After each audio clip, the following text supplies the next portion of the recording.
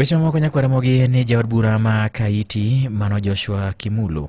okwedo mokalo paro mayande ne olieki gi ogai mar od siasa gi ogai mar jotend migepe ma pacho ka Musalia Mudavadi bende ne dwaro mondo mi koro tim lokruok ne mokuom pen chike pacho kokalo kuom ombulu mar paro kata referendum.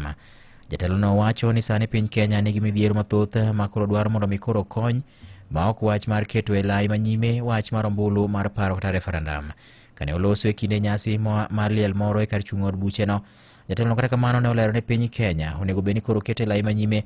weche ma ochuna ahinya ma bende mulo ngima oganda machalo kaka weche mag pek mar ngima ma ok onego bed ni koro ng'ato kata jatelo kaka Mudavadi wuoyo ka wacho mana ni mondo mi koro tim lokruok ne pend chike ma pacho kokalo ombulu mar paro to gigo ma bende mulo ngima oganda to ling mana thi kendo konyalo wuoye. Ne oseo mokalo ogai mar jotend migepe Musalia Mudavadi mayande ne osiko kod wach makamano ka olero ni ber mondo mi ogwe tao kaponi waneno ni onge yo moro amora ma inyalo tiego chandruok mokwako piny Kenya kopogore kod wach mar sundo mondo mi tim ombulu mar paro. Owacho ni Mudavadi onge paro maber ne oganda jo Kenya mak mane odwaro gino bende konye en owuon to gine jotelo ma jo Kenya ng'iyo moko onego bed ni koro wuok gi wach machalo kamano.